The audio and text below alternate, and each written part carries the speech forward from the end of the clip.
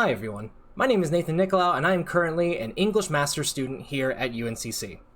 I've been a creative writer for 6 years now, and I've been obsessed with English style guides. I love their purpose and their content. I owe a first edition copy of Strunk and White, and I owe many other style guides along with it. These books have made me and a lot of other people better writers, but all this has to come into question. What makes these books work? What makes these books important? Why do we even need them? What's their future? Last semester, in my Intro to Linguistics class, I sought after answers to these questions by performing a genre analysis on the elements of style. And I welcome you all to A Suitable Design, Analyzing the English Style Guide Genre. English style guides sell as much as a summer novel. My question is why? Why do people still buy these books? My argument is that the genre conventions of style guides have a sociological impact on the audience. In order to best decompose how exactly these genre conventions and their sociological impact work, I decided to use the most popular style guide in existence, which is The Elements of Style by William Strunk Jr. and E.B. White. To this day, this book is still hailed by writers, scholars, and teachers as the best style guide. Continues to sell millions of copies to this day, and is the most requested text in American college syllabi. This book will never go away. Before I could do a genre analysis on my text, I decided to do a literature review to best understand the history of the style guide and also to see if anyone has written about the genre of the style guide. Amazingly, I could not find a single person that has done a genre analysis on the English style guide. Now, why is that? My hypothesis is that the English style guide has too many genres wrapped up in one. Dr. Streiger, who is an expert on the history of the English style guide, writes that indeed there's just too many genres, and as an example, he decides to list the multiple genres that an English style guide could have. It could be a textbook, a descriptive grammar guide, a dictionary, a writing guide. It could focus on popular language writing. It could be considered scientific literature. It could be a rhetorical guide, and even a spelling guide. Now, mind you, this is just a small list. For the elements of style, I boiled it down to only 3 genres. It's a grammar book, a textbook, and a writing guide. So as you can see, there's a bit of a discrepancy on what an English style guide could have. It could either have a bunch of genres or only select 1, 2, or maybe even 3. Why is that? Well, style guide authors actually pick and choose what genres they want based on whatever their intention is. And this is actually part of the genre's history. The earliest known grammar book is Bullikar's Pamphlet for Grammar, which was originally written to prove that English is no different than Latin. Crossing genres is also based on the need for good writing.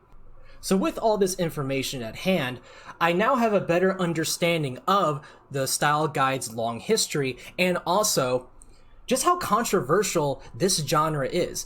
No one can really sit and say, well, that's an English style guide or that isn't. It crosses so many different genres. What I want to try to figure out is why do style guides have all these different genres and what is their sociological impact? Another important thing that I wanted to figure out is what is the future of the style guide? Why do people still buy physical books to learn how to write when we have the internet? With this in mind, I decided to do a little research on the future of style guides. As we all know, grammar blogs and websites do exist. So do they replace the style guide? One important distinction is that online style guides add a new element that traditional style guides could never do: human interaction. On these grammar blogs and websites, people can comment questions, they can comment examples. There's just a new level of interaction, almost like a new form of active learning when it comes to grammar, writing style, etc., etc.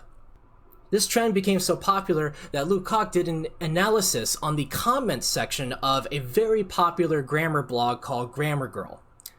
Her conclusion was that a grammar blog's purpose, content, and target audience do not differ from traditional usage guides. Keep in mind that no legal online version of my text exists, so therefore, my conclusion to all of this is that the style guide will always be the same. It will have the same genres, it will have the same mishmash of genres, and it will have the exact same linguistic techniques. It doesn't matter if it's in print, it doesn't matter if it's online. So now comes the million-dollar question. Why has the style guide lasted this long? We've had style guides since the 1500s, and even with the new rise of the internet, we still rely on traditional style guides telling us how to write. And another important thing, why do we even need to read these books when writing is just something that is taught to us K through 12 or taught to us through college? What's the reason for these books' success? My argument is that the genre conventions of the style guide have sociological effects, and that is why I decided to do a genre analysis. My model for this genre analysis comes from Stephen Bax and his book Discourse in Genre, came out in 2010. Essentially, what Bax's genre analysis is answering three questions. What does this text achieve? Why does it want to achieve this? And how does it achieve it? To help answer these questions and also gain context in the world of English and writing, I interviewed two individuals. The first one is Carson Risser, a copy editor for a scholarly publishing company. I've known Carson for about a couple years now. The other person I interviewed is a very lovely woman named Elizabeth Nicolau. Yes, she is my wife, but she's also a first grade teacher. Their interviews helped me contextualize just how important the English Style Guide could be and how the English Style Guide can be still applied in the real world. So what exactly does the Elements of Style try to achieve? The Elements of Style intends to educate a person on grammar, English usage, and writing. Carson describes the English Style Guide as a Bible when you get stuck. She uses a style guide every single day in her work as a reference. And interestingly enough, that I will talk about later, she prefers strong opinions in style guides, but we'll see how this backfires. Elizabeth, on the other hand, does not use a style guide to teach her students. However, style guides have been implemented in this new curriculum called the EL curriculum, which her school still uses to this day. It has modules and units to teach stronger writing. The EL curriculum is a very writing-centric curriculum. Now we move on to Bax's question of why does this text exist? And this gets into very metaphysical territory. The existence of a style guide alludes to many sociological implications, and these are just only a few that I could come up with. English writing is essential in society. Native English writers struggle with writing. Educational institutions failed on properly teaching writing, and specific rules of English are not commonly known. So think about this for a second. Ever since a young age, we are told how to communicate, therefore how to write. We forget so many rules of writing when it's something that's supposed to naturally become of us. One of my sources, Costa de Nova, says that usage problems arise when speakers are faced with language alternatives. Those language alternatives could be many things: where you're from, how you speak, your accent, so on and so forth. Elizabeth also mentions that there could be educational issues as to why there are problems teaching people how to write. Students need to learn how to read and speak in order to write, she says. Pictures cannot convey everything. It is very important that people write, but for some reason, a lot of these rules and a lot of writing concepts just completely go right over our heads. It's important to note that there are many different usages for the English Style Guide. It can be used for people who are learning English as a second language, people who are learning how to write English for the first time, and it can also be for people who their first language is English, but they struggle with writing. And writing is a very important concept, as we all know. It seems a bit patronizing for an English Style Guide to exist. And believe me, as I say, I have read some English Style Guides that are very condescending when it comes to how they present their information, having a tone that this is stuff you should have learned in kindergarten. Why are you making these mistakes? Now, of course, that's only a few, and I would say that they're not my favorite books in the world. So with that being said, it's important to discuss exactly how these texts work. So for the Elements of Style, I point out 3 linguistic features. Now, mind you, there are many linguistic features found in my text. I pick these 3 out because I think they are the most standout examples. Number 1, authoritative tone. Number 2, contextual examples. And number 3, interlinked content. The Elements of Style has a very authoritative tone throughout. All grammar and style topics are stated as rules addressing you, the reader, in second person. Reading through the book, I noticed there was no wishy-washy language at all, and all the rules are stated as very direct commands to you. For example, Strunk writes very early in the book, omit needless words, instead of wording this as, it is suggested you remove words that may not be needed. E.B. White also writes in the book, do not interject opinion. Very clear, cut, straight to the point. The sociological effect that authoritative and academic tone have is that it gives the reader a sense of urgency, importance, and it also gives them a command, which makes readers more inclined to follow the advice in the book. When I asked Elizabeth about this, she said simply that giving suggestions may not work. Clarity is the most important thing when it comes to instruction and also in the art of writing. On the flip side of that, Carson had a little bit of a contrarian viewpoint. She says, and I quote, that style guides should not necessarily dictate the way language is used. Now, of course, omitting needless words and not interjecting opinion are very heavily debated pieces of advice, to say the least. However, to those who are still learning the craft of writing, they're more inclined to take these advices to heart because of the way they are stated.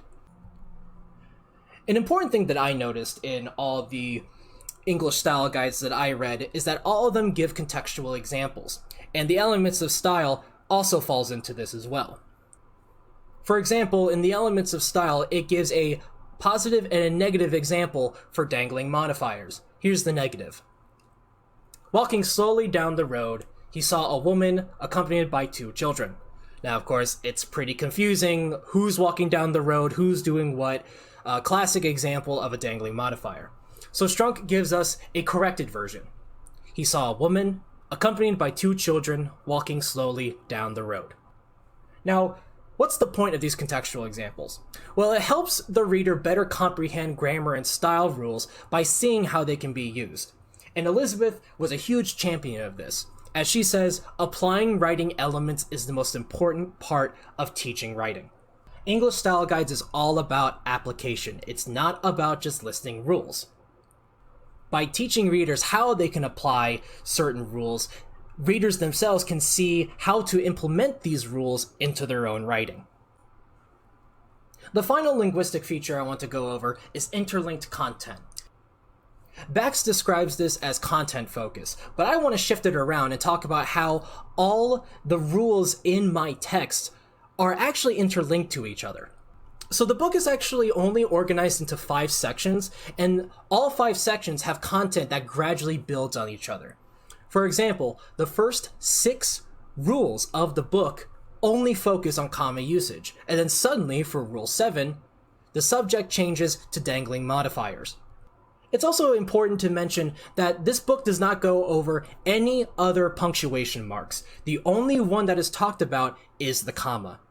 Now, why exactly is that? Why are we completely ignoring all these other basic building blocks of writing, and we're focusing on commas and then all of a sudden dangling modifiers? The reason why is because why dangling modifiers exist is because of misuse of the comma and not introducing a subject after the comma. So in short, the use of interlinked content helps the reader gradually understand how rules relate to each other in an intertextual way. In K-12 education, this is called scaffolding. Scaffolding is the idea that with any topic, you have to start with the very bottom basics and then work your way up, like scaffolding a building.